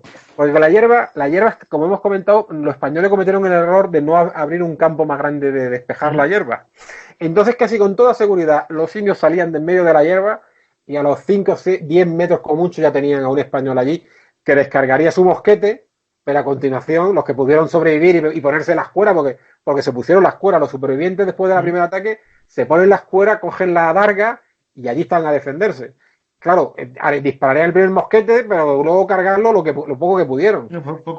La defensa final sería poniendo el escudo delante, con la espada y con la lanza que llevaban algunos. Y claro, pero los españoles se encontraban a los indios, hay que imaginarse la escena, ¿eh? Todo rodeado de hierba muy alta, a unos 5 o 10 metros los españoles, y los indios que saldrían, los paunis, de en medio de la hierba, y de en medio de esa hierba posiblemente saldrían disparos. Yo creo que esto es lo que ocurrió. Pero claro, los españoles tenían que buscar a alguien, a algún europeo que acusar, porque claro, que unos nativos con arcos y flechas derrotaran a soldados españoles, pues era difícil de aceptar. No, y sin caballos también, o sea, sin caballería. Bueno. Y siempre ellos mantuvieron, sobre todo Valverde, que allí había franceses. Incluso las autoridades españolas de Nuevo México y luego los altos funcionarios del virreinato, que posiblemente allá había soldados franceses, pero eso lo niegan casi la mayoría de los historiadores. Algunos dicen que es posible, pero porque no se ha encontrado ningún informe francés que hable de esto, ni de la matanza, ni del enfrentamiento contra español. Y además, a Francia ya no le interesaba porque pronto iban a firmar además los pactos de Francia de las dos ramas de los Borbones. Luego es bastante difícil de que allí hubiese soldados franceses. Pero, José, ¿hay algún documento o algo de, no sé, por ejemplo, de un interés de los franceses en armar a los paunis? ¿O pudo ser comerciantes a cambio de pieles venderle las armas? Eso es lo que te iba a comentar. Es casi seguro que quienes utilizaron esas armas de fuego, porque hubo disparos de fuego, fuesen o estos comerciantes que tú has hablado, que trataban con los paunis para intercambio de pieles o cosas así, de pieles, no sé si eran pieles no sé si hay castores, pero vamos, de castores, de búfalo, lo que sea, o estos famosos tramperos que muchas veces vemos en las películas con el gorro de mapache o cosas así, que en francés se les llamaba coureur de bois, que traducción literal es corredor de los bosques, pero vamos, los tramperos. Y es posible que esto me lo creo más, y algunos historiadores hablan de ello. Que es más probable que estos tramperos franceses, los coureurs de bois, se escondieran en medio de la hierba y desde la distancia utilizasen las armas de fuego y que los indios atacasen solamente fueran los que atacaran con las flechas y lanzas y demás. Pero claro, con los españoles, es que estamos... los que huyen del campamento, hay que imaginarse la escena. Gritos de los indios, gritos de los heridos, el polvo que se podía levantar, la pólvora, el humo de la pólvora, porque cuando las armas de fuego de mosquete sueltan mucho humo de pólvora, la lucha, el grito de desesperación. Yo no me creo que los supervivientes y los que estaban a unas cuantas decenas de metros, y puede que más de 100 metros con los caballos, vieran a los soldados franceses. Esta historia, lo de la presencia francesa, debemos inclinarnos más por estos tramperos que querían quitarse de medio a los españoles porque claro, ese territorio era territorio de la corona española, aunque España no lo había ocupado físicamente, era territorio de la corona española. Porque de los franceses, Luisiana era, bueno, era el Mississippi, ¿no? El cauce del Mississippi era francés. Todavía no, era Nueva Francia, era una parte de la parte sí. que ocupaba que se llamaba Nueva Francia. Y luego con el tiempo aparecería la Luisiana, que bueno, ya se contamos la historia, creo que también en otro programa, que fue que tras la guerra de los 7 años se la ceden a España, porque España pide a Florida, y luego Napoleón nos la quita, y es Napoleón que se la vende ilegalmente a Estados Unidos, bueno, eso lo contamos. Sí. ¿No? Y entonces yo digo por el motivo, o sea, el motivo de que hubiese franceses en Nebraska, que está bastante lejos del Canadá todavía, o sea, hay una distancia muy considerable, y bastante del naciente, de la naciente Luisiana, en un territorio español es un poco extraño, ¿no? O sea, no. Claro, pero es que alguien debe hacer los disparos de fusil. Eso sí, es que, por eso te digo que yo dudo que fuesen soldados franceses. Y la única posibilidad que veo, pues también es que lo he leído con algunos historiadores, y yo coincido, es que fuesen este tipo, o estos comerciantes de piel, o estos tramperos, los corredores del bosque que llamaban en la época, los que hicieron los disparos para ayudar a los nativos y que los españoles se marcharan de allí, claro, que no se quedaran en el territorio. Y bueno, como hemos comentado, pues después de este ataque, bueno, imagínate lo que esto supuso en una guarnición para todo Nuevo México que no debía tener ni 100 dragones de cuera. Ya comentamos que toda la frontera norte del virreinato de Nueva España, que era un territorio inmenso, no había ni 1000 soldados. La muerte de 35 hombres es una tragedia. En una guarnición de un territorio inmenso de 100 hombres que mueran 35 es una auténtica tragedia. O sea, enseguida se le escribe al virrey para que mande más tropas, que puedan venir los franceses. Bueno, ya te digo, aquello fue tremendo. Y bueno, años después, pues, bueno, a Valverde ya se le empieza a acusar de negligencia. Ya hemos comentado con lo que dice Valverde, bueno, se le abre un juicio, y además el juicio, hay varios, se le intenta abrir un primer juicio. Bueno, el caso es que el juicio más serio se le abre en 1726, tampoco nos vamos a enrollar mucho. A Valverde se le acusa de dos cosas. Primero, de no haber mandado él la expedición, y en segundo lugar, de que ya que si no la mandaba él, haberla puesto a las órdenes de una persona como Pedro de Villasur, que no había luchado nunca contra los indios. Eso aparece en todas las actas. Ya, pero bueno, pero era el que tenía de mando, el segundo mando, que se manda otro. En todas las actas dicen, le has dado el mando de la expedición. Primero le preguntan que por qué él no ha ido, y si no ha ido, por qué ha dado el mando a una persona que no tiene experiencia en la lucha con los indios. Eso es permanente. Y claro, es lo que hemos comentado al principio. Él tenía carta del virrey que decía que fuera él mandando o que nombrara al que quisiera. En descargo de Valverde, yo entiendo a Valverde. O sea, bueno, entiendo a Valverde, han pasado 300 años, pero bueno, yo soy como soy militar, Valverde es el gobernador de Nuevo México. Claro, tiene que ser ahí. El descargo de Valverde quiere decir que él le da sus mejores hombres. El Archeveque era un hombre experimentado, era, ya te digo, un tío que había luchado, estaba en la expedición de la Sal, bueno, un hombre súper experimentado en el ejército, como en la milicia. El Pedro Naranjo, imagínate también, ¿no? Otro hombre creo que tenía ya 60 años, pero tenía otro hombre acostumbrado a la guerra, a luchar con los indios. O sea, él le da sus mejores hombres y todo el mejor equipo que tiene. O sea, que Valverde, pero aún así se le acusa. El fiscal, bueno, el caso es que el fiscal escribe al auditor. No, cuando hablamos el auditor sería como el juez, pero no es que tampoco es un juez, un juicio como podríamos pensar un juicio en la actualidad, ¿eh? Era más una investigación de ver lo que había ocurrido. Son especiales. En mi libro yo incluyo las declaraciones del capitán Rael, de los supervivientes. También incluyo la declaración del cabo Pedro Tamariz, el que había escrito el diario. Y siempre le preguntan más o menos lo mismo. Bueno, le toman juramento, le preguntan si sabía por qué se había formado la expedición y por qué Valverde no había mandado la expedición y había puesto allí a Villasur y demás, que parecía que no tenía experiencia y demás. Valverde dice que Villasur había demostrado siempre en todos los sitios que era un hombre eficiente y demás, pero no tenía experiencia, pero bueno, algún día tendría que hacer. Claro. El caso, bueno, al final, para no enrollarnos mucho, que si no nos vamos a perder y ya estamos tardando y se nos hace unos programas muy largos. Ya nos metemos demasiado en nebraska ya. El fiscal dice que no ve que haya negligencia y lo quiere absolver, pero es el auditor, porque ahí estaban buscando un chivo expiatorio. Ahí alguien tenía que ser el culpable de lo que había ocurrido. Y lo que hacen es multar a Valverde con 200 pesos de multa. 50, dice la sentencia del auditor, 50 para misas por las almas de los que murieron, para consolar a las familias. No, es una tragedia. Muchos de estos hombres estarían casados y con hijos y demás, sí. Claro. Y 150 y los otros 150 pesos para comprar ornamentos para las iglesias, ornamentos de plata, crucifijo y cáliz y demás. Claro, no es una pena muy, muy importante, pero claro, ese mancillaba el honor de Valverde, ¿no? Valverde ya no era, cuando en 1726, cuando se abre este proceso contra él, ya no era gobernador. Bueno, no hemos dicho que Valverde era de un pueblo de... Bueno, dice, le preguntan que dónde es y dice que es de ¿cómo se llama? Villapresencia, ¿puede ser? Sé que se me ha olvidado. Sé que él dice que es un pueblo de las montañas de Burgos, que en la actualidad no pertenece a la provincia de Burgos. Es un pueblo que en la actualidad pertenece a Cantabria. Y es una pedanía, pero ya no me acuerdo. En el libro viene. Es que no quiero que compre el libro. Esto es explicar una expedición española desconocida, pero es la introducción a tu libro. O sea, que la gente compre tu libro, claro.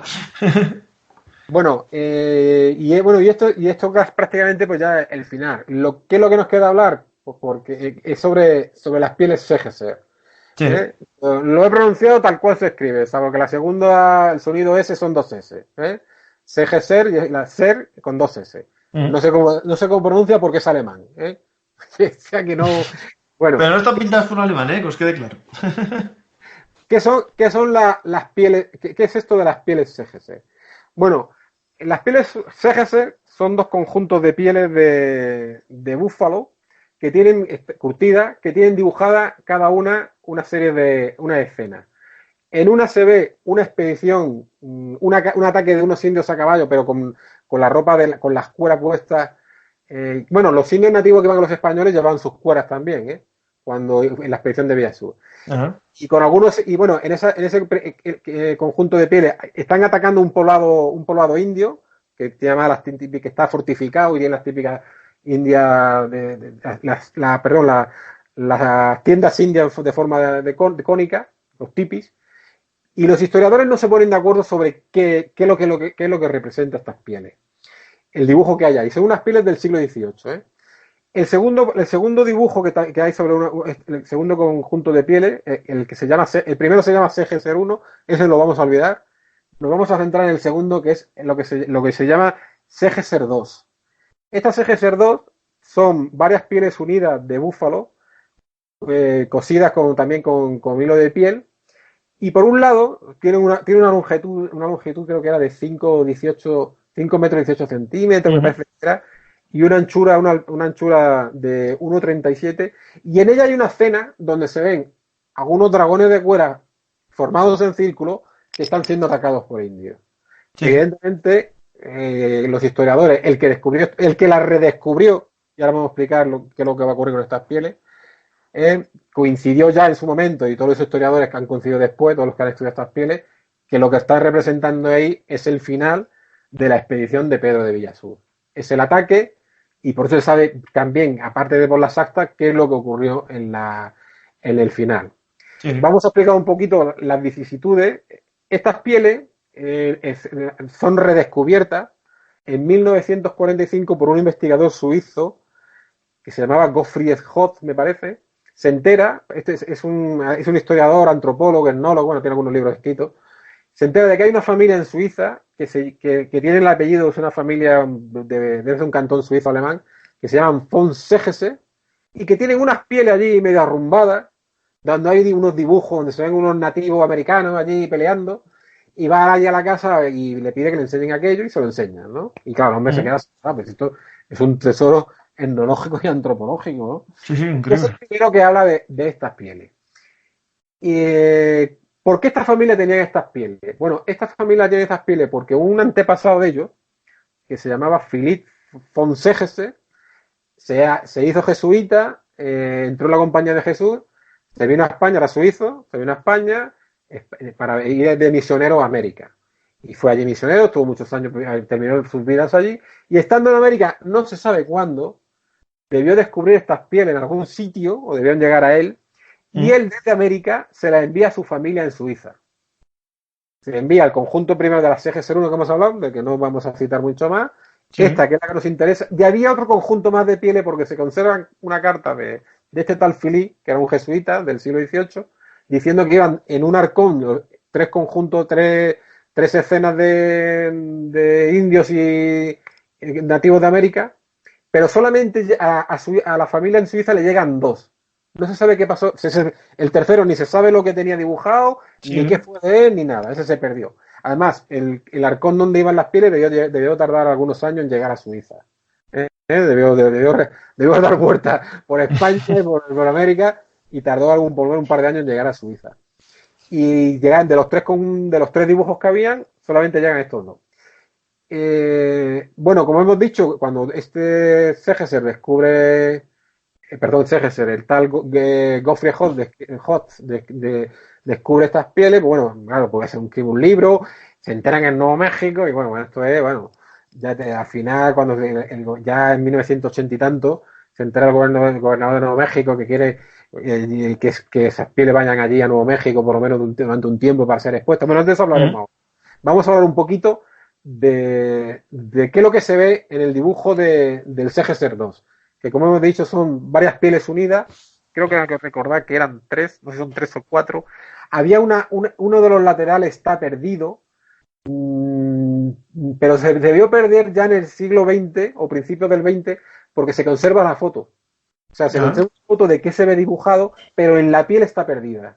Se debió descoser o algo, y no se sabe tampoco por qué ese trozo ese extremo, que es el extremo derecho, mirando nosotros la piel, el derecho. El que tiene un corte, ¿no? Sí. Está perdido. Lo que se conserva es una foto. Parecen tres cachos, ¿eh? La costura parece tres cachos o tres pliegues, sí. A mí creo que son tres pies bueno, son 5 metros 10, no sé cuántas pies son tres. Sí, no he visto tan largo.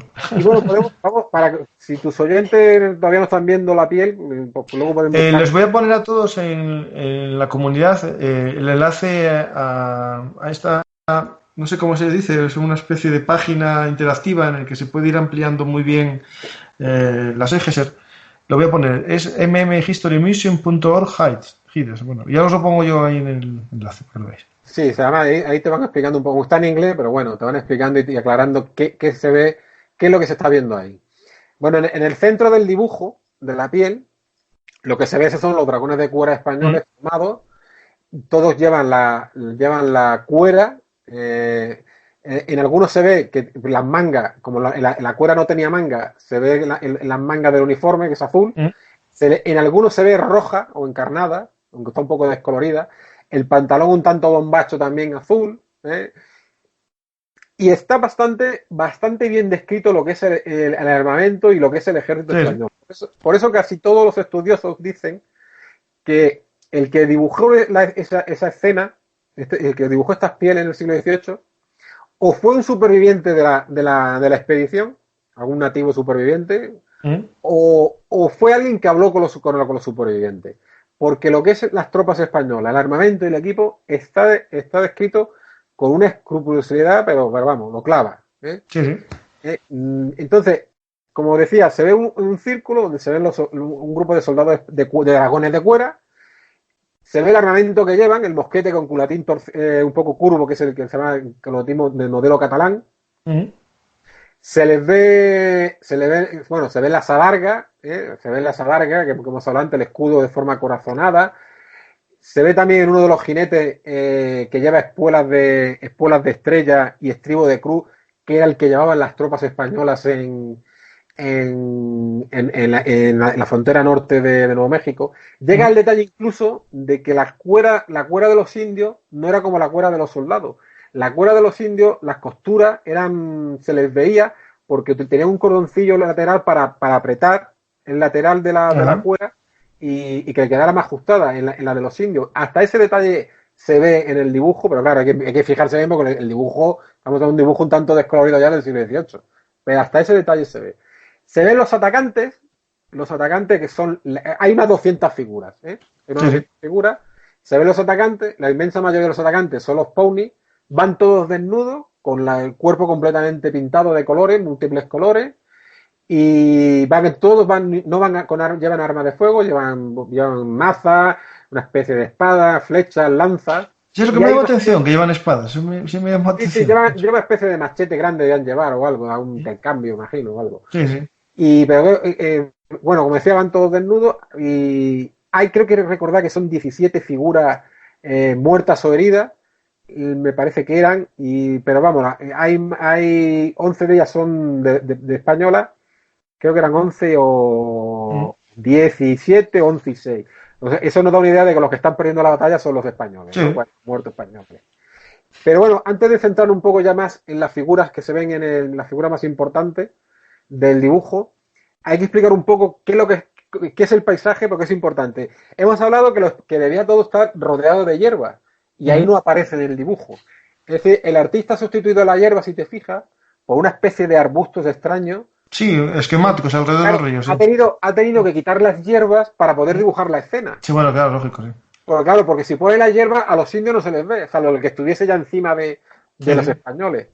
Entonces, aparecen animales que se usan de la época, aparecen unos árboles que no se sabe de qué especie pertenece, pero que posiblemente pues serían los árboles tipo de que cerca de los ríos, o álamos, o algún helecho, o algún sauce, no lo sé, ¿no? Pero no se sabe a la especie que pertenece. Y además se ven que el combate está teniendo lugar entre dos ríos. Pero ojo, la escena la estamos viendo nosotros desde el norte. Es decir, si estamos mirando el ordenador o la parte de abajo del dibujo es el norte y la parte de arriba del dibujo es el sur. ¿De acuerdo?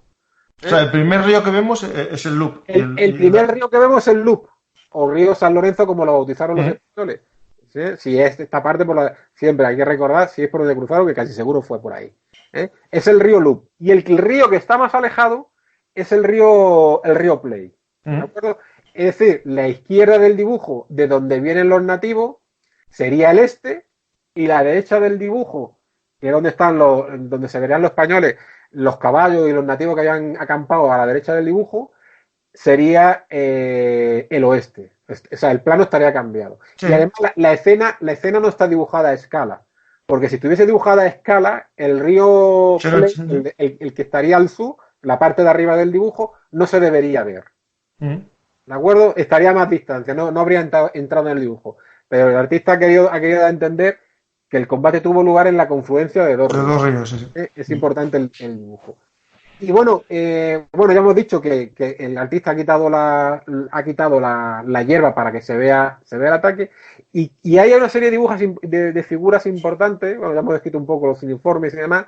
Hay una serie de figuras, una figura importante, más o menos, donde están los dragones. Si están mirando el dibujo, ¿tú estás mirándolo ahora, Francisco? Sí, lo tengo, sí, perfectamente. Bueno, un poquito a la izquierda, donde están los dragones en círculo, hay un dragón que está de rodillas. ¿Lo ves? Donde están los fusiles apuntando hacia la izquierda, en el círculo. ¿Dónde está Villasur? Sí, lo veo de rodillas, sí, lo veo, sí. Efectivamente, hay uno bueno, pues a la izquierda del que está de rodillas, al lado de un caballo muerto, que el caballo se ve bastante mal, la cabeza del caballo, hay una figura tumbada que está sangrando por la boca y por el pecho. Es una figura tumbada que parece que está apoyada en una manta y lleva una casaca roja, bueno, parece que tiene unos adornos de amarillos en el pecho, sí. Pero que serían adornos de oro. Ese es casi con toda seguridad Villasur. Sí. Esa figura que está ahí tumbada al lado del caballo y parece que hay una tienda, es que está un poco descolorida. Sí, son como tiendas de campaña, es lo que te iba a decir yo, que parecen tiendas de campaña. Claro, y a la derecha están las tiendas típicas de los nativos que van con los españoles. Sí. Bueno, pues esa figura, ¿las han encontrado la figura? Sí, está ahí en el suelo. Incluso en el mapa interactivo, al tocarlo sabe que puede ser Villasur.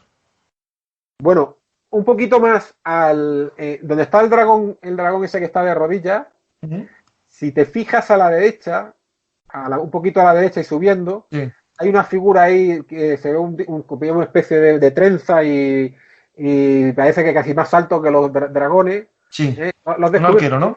Pero, bueno, ese es casi seguro los historiadores creen que es l'Archevêque, el francés. Si te vas un poquito ahora, vete un poquito hacia arriba y hacia la izquierda y se ve parece que es un nativo con una cuera y una lanza montado a caballo. ¿Lo has identificado? Se lo Y vi antes, espera. sigue la Lo vi línea de antes. los franceses atacando, subes para arriba, te vas a encontrar parece que es un indio montado a caballo hacia la derecha, cabalgando hacia Sí. la derecha. ¿Lo has encontrado? No, no, el que estoy viendo es a la izquierda, espera. Sí, lo vi, sí, sí. A la izquierda del dibujo arriba. Sí, sí, sí, sí. Que va a Sigue caballo la línea entre los sigue la línea franceses. de los atacantes con mosquete y te va a Sí, encontrar un sí. caballo con una figura montada. ¿Mm? Sí, sí, Bueno, que está solo ahí, sí, sí. efectivamente, está solo, todo el mundo está sin caballo y él está solo con el caballo. Ujú, Bueno, esa figura es casi seguro que es Pedro Naranjo. ujú. Y es Pedro Naranjo porque como va a caballo, es del grupo de los españoles, lleva la cuera lleva la cuera de militar y además está el detalle de lo que te he comentado, que sus espuelas son de estrella, el estribo tiene la forma, tiene el estribo en forma de cruz, es casi seguro que es José Lleva Naranjo. lanza, ¿no? También, ¿no? Lleva una lanza, efectivamente. Ujú, Ese es casi seguro que es José Naranjo. Si te vas ahora a la derecha de los dragones, ese ya es más fácil de identificar. ujú. Te vas a encontrar parece que es un fraile que se está Sí, sí, intentando. lo vi, correr tapando, sí, sí. Es curioso, ¿verdad? Pues ese es el padre Ming, evidentemente, Ujú, que se está echando encima la sotana. Hay que recordar que la sotana de los franciscanos estaba hecha con lana de hilo de color negro y blanco, ujú, que al entretejerlo, el efecto óptico que producía es que era gris, pero en ujú. realidad está confeccionada con hebras blancas y negras. Ajá. Y era muy gruesa. Entonces él se está cubriendo con el hábito y se le ven algunas flechas clavadas para intentar proteger la vida, ¿no? Pero al final muere también. De hecho, eso que comentas de flechas clavadas, hay varios, bueno, soldados indios, creo que son pueblos, que llevan flechas clavadas en la cuerda y siguen combatiendo. Es como para Te lo voy a demostrar comentar. que sí que tenían. Claro, que tenía, salen algunas figuras con las flechas clavadas y está de pie Sí, luchando, sí, sí, sí. porque las flechas cuando le daban en la cuera se quedaban clavadas en la cuera, pero no la atravesaban. Sí, hay uno que lleva 10 flechas, os estoy contando. Y además, otra figura curiosa, que si te vas un poquito donde están a la derecha, se ve un dragón de cuera montado a caballo, pero ¿Mm? donde están los caballos, cabalgando hacia la izquierda. No sé si Sí, sí. lo ese es casi con toda seguridad que es el cabo griego, este que hemos comentado que se lanzó para defender a sus Para defender compañeros a los otros, sí, sí. y que muere defendiéndolo. O sea que, es decir, el dibujo representa bastante bien lo que luego declararon los supervivientes en el juicio de Valverde y en los informes que emitieron cuando regresaron, ¿no? Lo del detalle del cabo, ¿Mm? el detalle de la figura que está cabalgando a caballo a la izquierda de Pedro Naranjo, cómo forman los españoles, o sea, es casi clava los informes que hicieron los españoles. Y de hecho, a la derecha del todo, en el trozo que falta, están los caballos, todos ahí como una especie Claro, de están los círculo. caballos a la derecha y el campamento de los nativos. ¿Mm? Y además, el cabo Felipe Tamariz cuenta que ellos formaron una línea de defensa y que recibieron 3 ataques y que ya el tercero básicamente no pudieron más es cuando se montan a caballo y se marchan ya porque allí no queda nadie, claro, que Sí, estaban sí. allí los indios pues ya matando a los heridos y bueno, hay que imaginarse ya la escena final. Sí, de Y hecho, la secuencia de ese campamento están todos los soldados a caballo, como protegiendo al resto de caballos y en firmes, en quieto. sí, yo te digo, es que se formaron una línea, ¿Mm? era la guardia de los caballos. Sí, Y sí. forman una especie de línea junto a los indios pueblos para defenderse del ataque. Y bueno, ya las últimas figuras que me gustaría comentar, que se ven en la escena, pero que ahora explicaremos por qué están ahí, se ven a unas figuras de europeos con ¿Mm? mosquetes disparando contra los españoles. Estas son las figuras que hemos comentado que posiblemente los españoles debieron escuchar los tiros. Pero al contrario, mientras que los españoles están bastante bien dibujados, como iban el uniforme, al detalle hasta las sillas de montar que se ven borrosas alrededor de los españoles, son las sillas la silla ¿Mm? española de la época, las espuelas, el armamento, etcétera. Estas figuras de personajes de europeos con mosquete que están disparando contra los españoles van vestidos de distinta manera. ¿Mm? Y sin embargo, Valverde decía que eran soldados franceses los que atacaron. El uniforme francés de principios del 18 era de color un azul gris o azul grisáceo, tenía botones, una línea de botones en el pecho, las bocamangas eran eran vueltas y tenían también botones, y sin embargo las figuras estas no tienen botones en el pecho, no tienen botones en la bocamanga. Luego, la persona que ha dibujado esa escena se ha dejado llevar por las declaraciones de Valverde o ha querido señalar a los franceses, ahí hay franceses, europeos que había. Pero no sabía cómo iban vestidos, claro, no conocía cómo eran las tropas francesas y por eso las ha dibujado así. Sí. O sea, es más un intento de cargar la culpa a los franceses que dibujar verdaderamente a estas figuras que iban ayudando a los nativos Pawnee. Pero lo que te comento, no llevan el uniforme. Si alguien quiere saber cómo es el uniforme, era prácticamente el mismo que se ve en la película, bueno, en la película de El último mohicano, que sale también el ejército francés. Ese uniforme francés, un color azul grisáceo, era muy parecido al que debían haber llevado y sin embargo, como vemos en la escena, están vestidos de distintas maneras. Porque claro, el artista no sabía cómo iban vestidos los franceses. Y si no lo sabía es porque si era un superviviente, no los vio, y si habló con los supervivientes dijeron que había allí habían disparos y que eran franceses, pero que no sabía cómo eran. Es el detalle. Bueno, y esto es bueno, cuando tus oyentes vean la piel y vayan escuchando el podcast, pues ya entenderán un poco más o menos lo que están viendo. Así que una cosa, José Enrique, estoy viendo ahora los uniformes y sale en Luisiana que los franceses llevan de chaquetilla azul. Pero sí que hay algún azul por ahí, ¿no? A principios del... Sí, 1700, sí. El 18, porque en la Luisiana, ten en cuenta que a principios del 18 no existía la Luisiana, era Nueva Francia. Sí, a principios de 1700, pone aquí, Canadá y Luisiana. Y sale uno de blanco, hombre, no todos los... Yo estoy hablando del uniforme de la infantería ligera. Claro, de la línea. Claro, es que dependiendo de qué regimiento, si no, los uniformes eran distintos. No, lo que refiero que el que lo pintó... sí es verdad que el gorro este, ¿cómo se llama? El tricornio este. No sé, sí, es el tricornio, ¿no? Pero hay algunos que van con tricornio y otros incluso con un gorro alto, como si fuese el gorro de militar este alto que se utilizaba en algunas unidades de la época. Y sin embargo, la ropa que llevan parece que es más ropa civil que ropa uniforme. Yo sigo pensando que eran boneros, que eran tramperos, cazadores. Eran tramperos o comerciantes con ropa civiles o cosas así, e incluso que no se vieron. Deberían estar escondidos entre la hierba o de lejos disparando los mosquetes.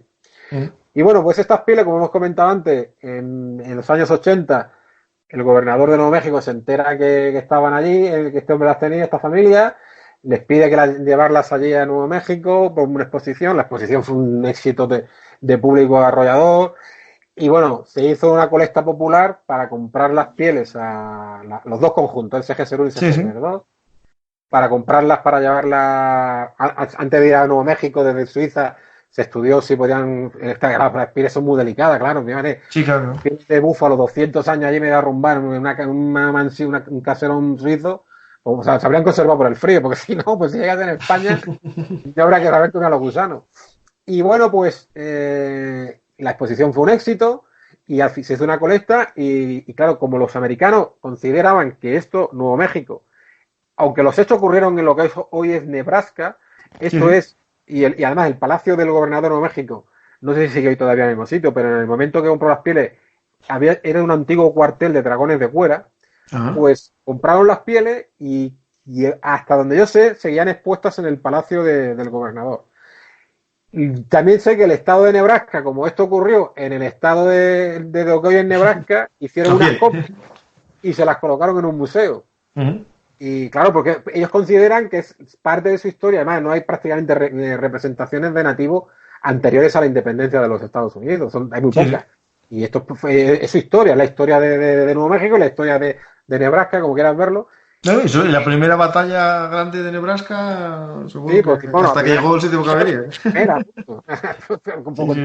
contra soldados europeos. Y además, bueno, se hizo simposium, vinieron investigadores de medio mundo, investigando las pieles desde el punto de vista etnográfico, porque claro, porque se representan a nativos americanos, ¿no? En el siglo XVIII. Se representan a tropas europeas, historiadores militares, antropólogos, etnólogos. Bueno, yo no sé si fue algún español, creo que no, ¿eh? No, yo te aseguro que no, no me aseguro que no. si no vamos tú y yo, no va nadie, ¿viste? Es una pena porque bueno, ni ha habido nunca un interés de que estas pieles se pudieran visitar aquí en España. Copias que hay en Nebraska, o hacer unas copias y que se den en algún museo, hacer una exposición temporal o algo, es nuestra historia. Y es un grupo de españoles que dieron su vida defendiendo por lo que ellos consideraban que era el territorio español, ¿no? Sí, sí, y que nadie arrebatase una parte del territorio, evidentemente, aunque fuese una parte que nunca se había estado, Claro, es que además porque tocaba. ellos fueron a eso, a comprobar que no se estaban colocando franceses en territorio español. Sí, sí. Aquello era una provincia de España, pues una provincia, pues, como hemos dicho muchas veces, como lo es Guadalajara. Y ellos iban a decirle que si allá hay franceses, que se marcharan, incluso hacer un enfrentamiento, porque, bueno, aunque la guerra había terminado en febrero de ese año, pero todavía estaban las cosas un poco tensas. Y y esta es la historia de la expedición de Villaso. Ya te digo, a mí me hubiese gustado que esto un día se pudiese hacer una exposición en España de estas pieles, pero no. Que yo No, va a ser difícil, incluso de las copias. no hay ningún interés de yo. Sí. Y no sé si quieres hacer alguna pregunta más o algo que quieras comentar. No, yo, más o menos, el objetivo era dar a conocer otra más de las aventuras o expediciones españolas en Norteamérica. Vimos los dragones de Cuera, profundizamos más en ellos. Vimos también un poco, las relaciones, ¿no? Más o menos directas e indirectas con Francia, que podremos entrar más adelante, ¿no? El tema un poco de cómo se fue configurando Norteamérica, ¿no? Todo ese, las luchas entre Inglaterra, Francia y España por el control del territorio, que este sería uno de esos lugares en cuestión, ¿no? Por eso España mandó tropas, no porque hubiese nada importante ahí. Seguro que España ese terreno no le daba nada, pero tenía que decir que era suyo para que otro no lo quitase, ¿no?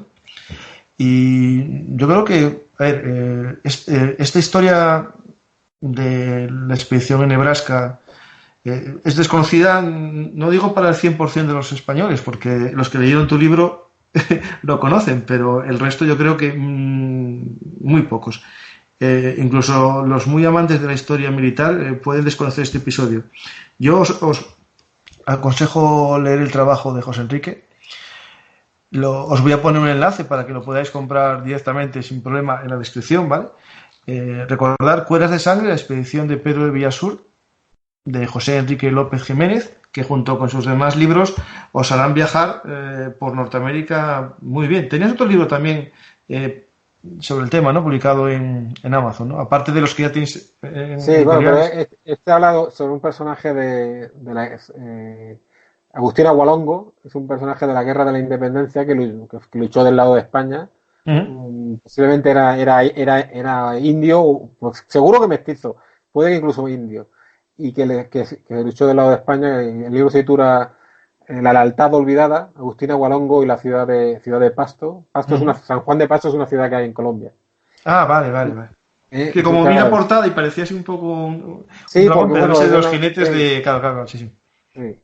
Y bueno, hay alguno pendiente de publicación también que ya hablaremos de él si quieres, de enfrentamiento también de dragones e indios y tal, historia olvidada de España, de que tenemos una historia impresionante y que yo creo que debemos recuperarla. No, efectivamente. No solamente recordar los grandes hechos que se estudian ya en términos generales, se profundiza muy poco cuando se habla de su historia, pero bueno, a mí me gusta entrar al detalle y saber y leer la memoria de los soldados y lo que comentaban y no solamente los oficiales, que es importante, los generales, sino lo que sentía el soldado de a pie que estaba allí tirado en el polvo y lo que estaba sufriendo. No, y lo que es increíble que 300 años después se puede ver un diario o parte de un diario de un soldado que murió en Nebraska o combatió en Nebraska. Es impresionante que cómo se guarda. Ya digo que no es el original en español. Sí, bueno, ya lógico. Sí. De él, porque yo lo que he hecho ha sido traducir del francés el que descubrió este historiador Villiers, creo recordar. Y no sé si las hojas estas que se conservan seguirán en algún archivo de Francia.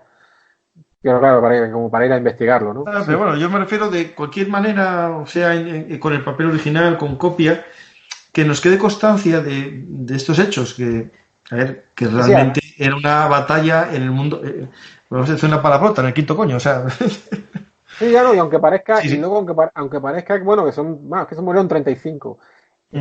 35 en aquel, como ya he comentado antes, en una guarnición para todo Nuevo México de 100 personas, estamos hablando de la mitad del ejército. Mira, os voy a dar un dato. La mitad José, del regimiento. Sí, un dato para que os hagáis una idea, en un artículo que escribí yo hace ya tiempo, muy breve, solo para que se diese a conocer un poco los dragones de Cuera. Un dato, era una frontera más o menos de 3.000 kilómetros, a lo ancho digamos, de Norteamérica, y en el momento que más soldados hubo, se habla de 1.495, y lo normal, 600. 600 para guarnecer 3.000 kilómetros de frontera, con una cantidad de presidios impresionante, por lo tanto quedaba una media eso de 40 50 soldados por presidio. Pero de frontera, si consideramos lo que es el borde, la línea, ¿no? Porque no claro, pues se metiese el día, sí. Había que repartirse todos los que estamos hablando, eso es en línea, estamos hablando, hay que hablar en kilómetros cuadrados. Sí, eso ya no me meto en esa cantidad, que siempre es un territorio inmenso, o sea, era algo tremendo. Y estos señores que se pasaron toda su vida a caballo, pues eso, defendiendo ese territorio, con ayuda de los nativos, también es cierto. Porque como los pueblos, yo cuando escribí el libro me sentí un poco, murieron 11 nativos luchando junto a los españoles y me dolió un poco no saber sus nombres, ¿no? Es una pena porque yo en mi libro pongo todos los nombres de todos los que cayeron y de todos los supervivientes, pero claro, españoles. En las actas he conseguido encontrar todos los nombres, con el empleo. El capitán tal, teniente tal, cabo tal, soldado tal. Además lo pongo así, digo, creo que los nombres se deben recordar y que no se nos olviden los nombres de estos españoles. Si se podían integrar como soldados. Pero Tenochtitlán cayó, como hemos comentado una vez, cayó en 1521, pero cuando entra Oñate en Nuevo México y toma posesión de Nuevo México el 30 de abril de 1598, ya van indios mexicas van con él. Los mexicas son los aztecas, los descendientes de los aztecas.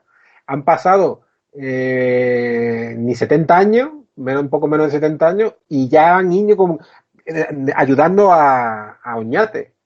Que prácticamente la integración se producía, no te voy a decir instantánea, pero claro, claro, es que José Naranjo, lo busqué, lo encontré. José Naranjo, la madre es India Hopi. India Hopi. A ver, ahora que lo dices, tienes razón. Ya quiero recordar que lo ponía en mi libro, que era India Hopi. Sí que había integración, sí, porque claro, no, totalmente. Claro, es que entre vivir de una manera o aceptar los adelantos que traen los españoles, con todas las connotaciones que podemos hablar, y pero que era así, se integraba y los podían ser perfectamente cualquier cargo. Es verdad que había discriminaciones, no lo vamos a negar. Bueno, igual que ahora también. Y que era igual que ahora y que las leyes una cosa era legislar en España y otra cosa que aplicaran allí las leyes. Pero fíjate que estamos hablando de que se está juzgando, que al final yo te digo que creo que no se le puede acusar de nada a Valverde, pero se está juzgando nada menos que al gobernador de Nuevo México. Sí. No, la verdad que sí, que eso no sé si saldría ahora. Está juzgando, es decir, después del virrey, que era el que mandaba, tenía el mismo poder prácticamente que el rey en España, pero era el virrey de Nueva España. Después del virrey estaban los gobernadores. Este es el gobernador de Nuevo México. Y se le está juzgando, que no es la historia tal cual, que tampoco fue todo un paseo de ronda, ¿no? Como vamos viendo, yo creo que lo vamos descubriendo a la gente que